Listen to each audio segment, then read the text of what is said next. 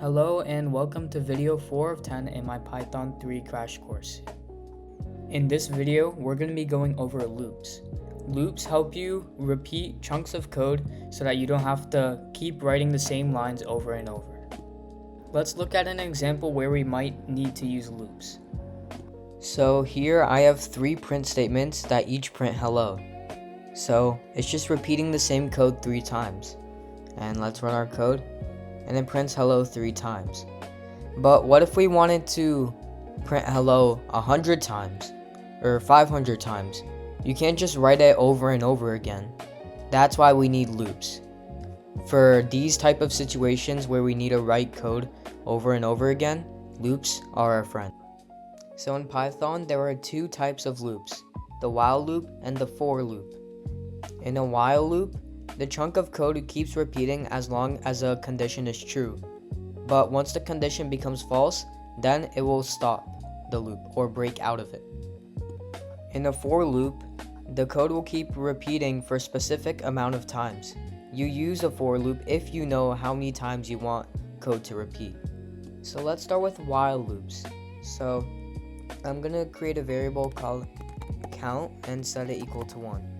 We're going to use a while loop to print the numbers from 1 to 10. So let's start by creating our while loop by using the keyword while. And then we're going to have our condition here.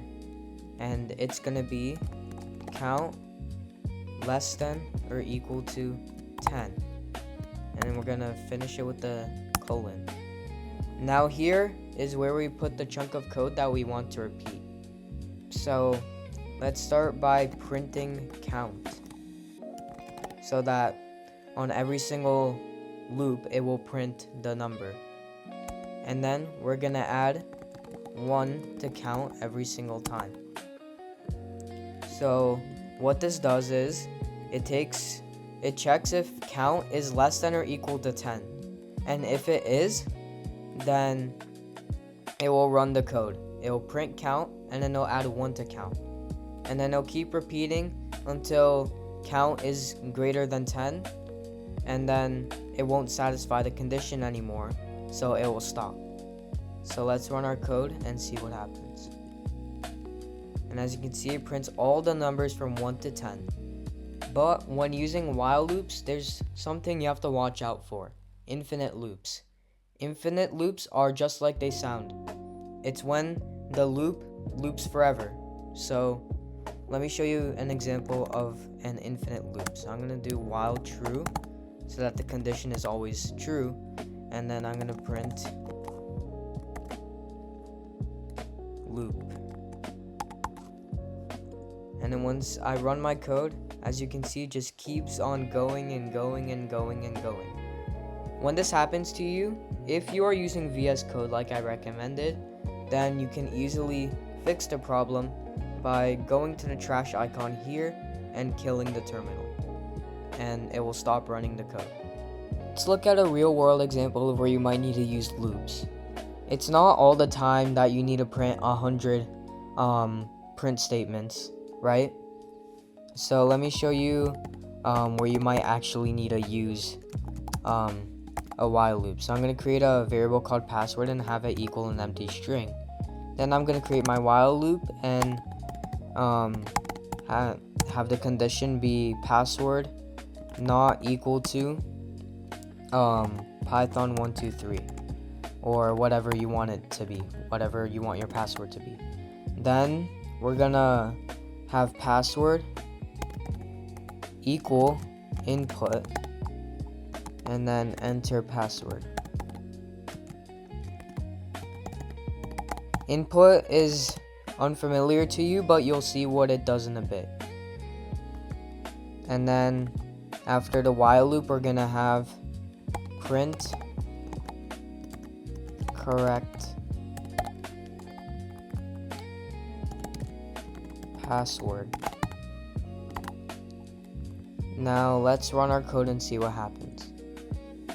So this is literally what the input function does. It asks for a human input, so I can type in anything I want. So I'll just And see, it asked me for my password again because the password did not equal Python123 exclamation mark. So that means this condition is true, so it will once again ask for the password until it is correct. Do it again, it'll ask again. And then when I finally put in the correct password, that's when it will break out of the while loop and then print correct password. Now, let's look at for loops. So a for loop doesn't need a condition. So let's start by using the for keyword and then I in range 5. And then we're gonna have it print I. So it's okay if you're a little confused because range is unfamiliar and you don't know what I in range means.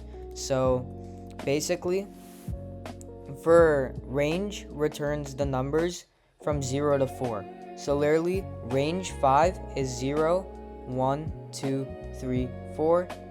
And range 6, for example, would be 0 to 5. Or range 10 would be 0 to 9, and so on. So let's stick with range 5. So for every number in range 5, we're gonna print that number. So let's run the code and see what happens. As you can see, it goes from 0 to 4 because it prints each number in range 5. Now let's do range 10. And you can see it goes from 0 to 9. For the range method, you don't always have to start with 0. Let me show you how you can start with a number besides 0. So I'm gonna have my for loop for I in range. Then, instead of having one number, I'm gonna add two numbers. The first one is the number I want to start at, so let's choose 3. And then the second number is the number I want to stop at, so let's do 9. And then I'm gonna print I for every iteration. Now when I run my code, it'll print every number from 3 to 8. But wait, where's 9? Well, 9 is the number that you want to stop at. So once it reaches 9, it'll stop the loop. It won't print it anymore. Now in loops, there are two keywords that you can use, break and continue. The break keyword completely stops the loop under a single condition, and the continue keyword skips a loop or an iteration completely. Let me show you how the break keyword works first.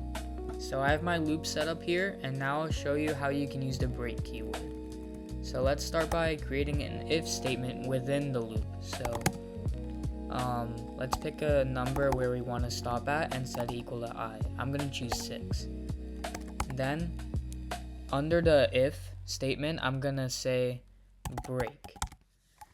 Now what this does is on every iteration, it will check if I is equal to 6, and if it isn't, then it'll print I. But if it is equal to 6, then it will break. So that means it'll stop looping completely, and then the program will stop running from there. So let's run the code. As you can see, it only goes from 0 to 5 because once it reaches 6, it'll stop. If I change the number to, let's say, 3, then it'll only go from 0 to 2. Perfect. So now let's move on to the continue keyword. So I have the same loop from before, and now instead of implementing break, we're going to implement continue. So I'm going to create an if statement again, and this time I'm going to choose a number I want to skip. So let's have I equals 8, and then I'm going to say continue. And now I'm going to run my code. And as you can see, it prints all the numbers from 0 to 9 except for 8. So let me explain what this does. So on every loop or iteration, first it will check if I is equal to 8. And if it isn't, then it will print that number. But if I is equal to 8, then it will continue, meaning it will move on to the next loop without completing the rest of the steps after the continue keyword. So since print is after continue, it'll completely skip this last line of code and then move on. So if I were to change the number from 8 to 3, for example, then it would print all the numbers from 0 to 9 except for 3. Perfect. That's all for this video, but before you leave, I want you to do something real quick. I want you to print all the numbers from 3 to 11, and then I want you to skip 5, 7, and 9. The answer will be in the pinned comment below. I hope you enjoyed this video. Please like and subscribe if you did, and write a comment below if you have any suggestions or questions, and I will answer them, or someone else who is experienced will answer them. Thanks for watching, and I'll see you in the next video.